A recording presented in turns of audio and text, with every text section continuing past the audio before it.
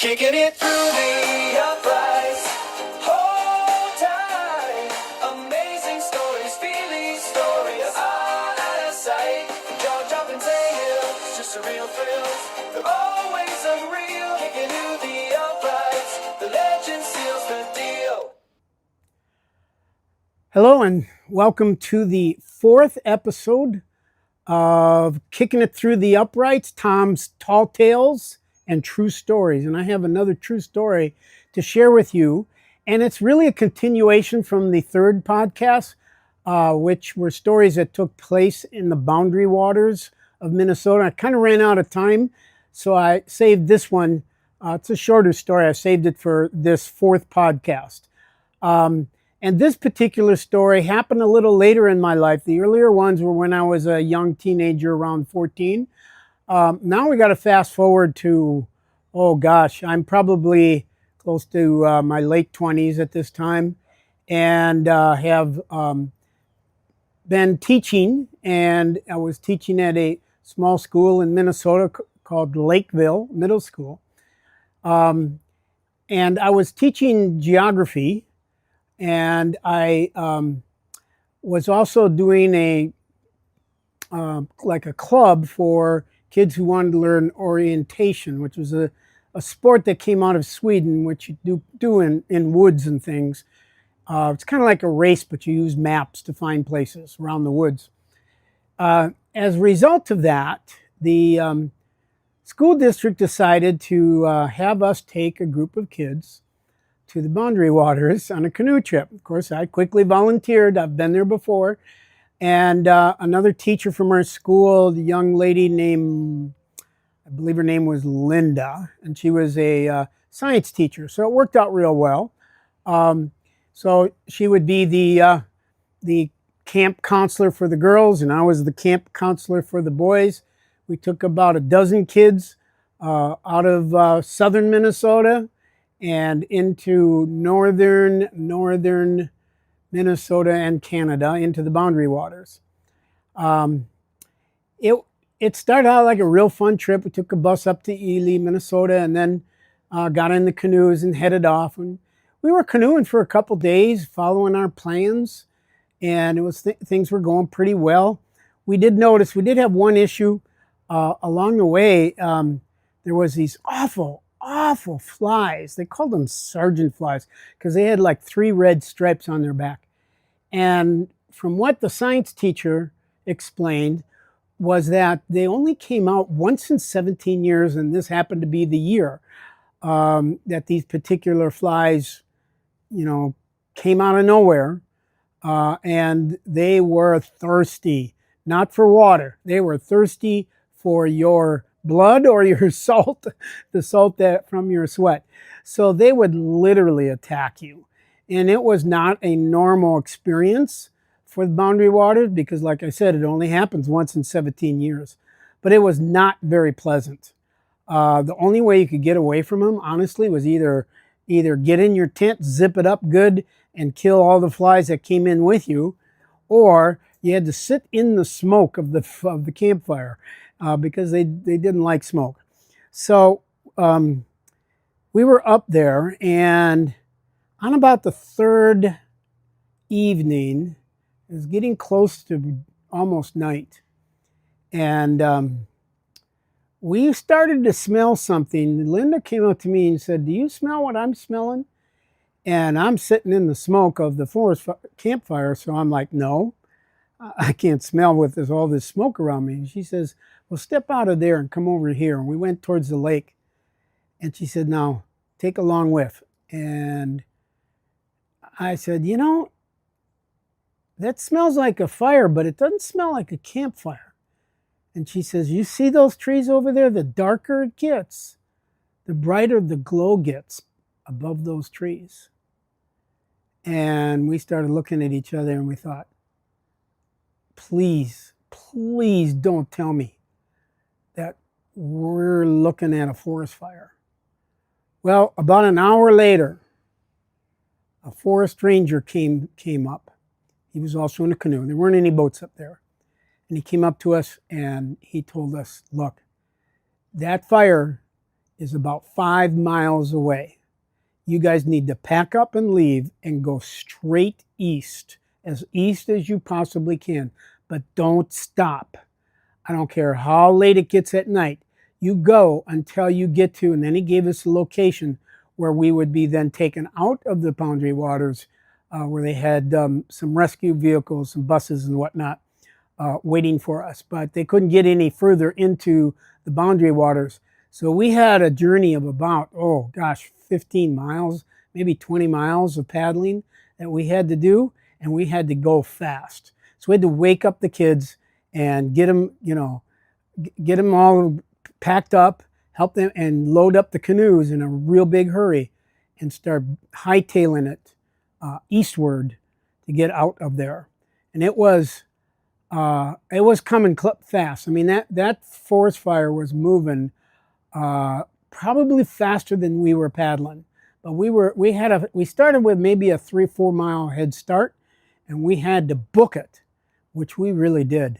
And we just made those kids, some of them were like crying and scared, and it was really, really kind of a awful moment for them. Until, we got finally to the location where they had ambulances waiting and fire trucks and all kinds of rescue vehicles and buses. It wasn't just us. They were rounding up all the different groups that happened to be in the Boundary Waters at the same time. So there was plenty of other people out there looking for groups like us. But that will always, I will always be a memory that was kind of bittersweet, I think, because it started out really fun and it was exciting for the kids. Some of them had never been in a camping trip in their lives. They had never had, for example, to go to the bathroom outside. It was quite a unbelievable experience for them. But then when it turned ugly and dangerous, it was scary. It was scary for them, and it was quite honestly scary for us as well, because we didn't want to get caught in that fire, and thank God we didn't. So that's my story, my final story about the Boundary Waters. And I believe that's the last time I went to the Boundary Waters. I don't know why. And now I want to go to my AI virtual assistant, Billy, and find out if we had any mail in the last few weeks since we started our first episode. So, Billy, do we have any mail to share with the audience? Hello, Tom. As we promised, here are a few of the messages we received, and we wish to share with you. The first one is from Karen Thate, who writes, quote, "I love the way you love life, and look forward to hearing more of your tales. The background of you on the water was very peaceful. I would love to read the book you spoke about. When will I know when your next episode comes out? I am honored to call you my friend. Keep me posted. Karen Thate." Wow, it's great to hear from Karen Thate. Thanks, Karen. We worked at 2 different schools together, so I don't know how many years that added up to, but we definitely became good friends over those years. So thanks for writing in, Karen. The next message came to us from Marina, who wrote, quote, "Loved the Caves podcast, episode 1, and the Maggie story, and the cave was a crazy story. Really a fun podcast, and you were showing off Tampa." I really appreciate that, Marina. I appreciate the fact that you took the time to write to us and let us know that you enjoyed those stories. And I hope that you'll continue to listen to the future podcasts. And I know that you're working on a podcast of your own, although in a very different genre than this one. And so I'm wishing you all the best of luck with that. Thank you. We have one more message to share, Tom. Dennis from St. Paul wrote, quote, "Hey, Tom, I heard your 3rd podcast called The Bear. As you recalled, we were both on that canoe trip in the Boundary Waters, and I was the guy banging the pans while you slammed into the back of the bear. As I recall, you bounced so hard off that bear that you flew backwards about 5 yards. I doubt that bear even noticed you, but it did somehow fall down that cliff. I just wanted you to know we became great friends after that trip, a friendship I will always cherish. Denny. Oh man, Dennis, it's so great to hear from you. I'm glad you wrote in. And we sure have had a wonderful long friendship over the years since those days that we were on those canoe trips in the Boundary Waters together. So I really appreciate the fact that you took the time to share that with us. Well, that's it for now. We appreciate everybody writing in and encourage you to continue to do so. Once again, let me give you the phone number where you can leave us a message. That would be 813, 776-6774, or you can write an email to tfeely, that's TFEELY, at me.com. So we hope to hear from you again, and if you enjoyed the podcast, we'll be back again next week with more stories to tell you. I believe, hopefully, I'll be heading up to Seattle to celebrate a 55-year retirement party after 55 years for my brother Richard, Dr. Richard Feely. I'm looking forward to going up to Seattle. Talk to you later. Bye. Oh, wait, Tom. There's just one more very important message to share with our audience. Tom, tell them about your new book series called The Crowning. It is a trilogy, and the third and final book in this series is ready for publication this year. Hi, this is Tom Feely. I want to tell you about my new book called The Crowning, Culmination of the Nation. It takes place in the year 2025. Obviously, it's a fiction, and it's in the genres of historical fiction and suspense thriller. And trust me, it really, truly is a thriller. It's a story of a family trying to survive a year and a half from now in the future.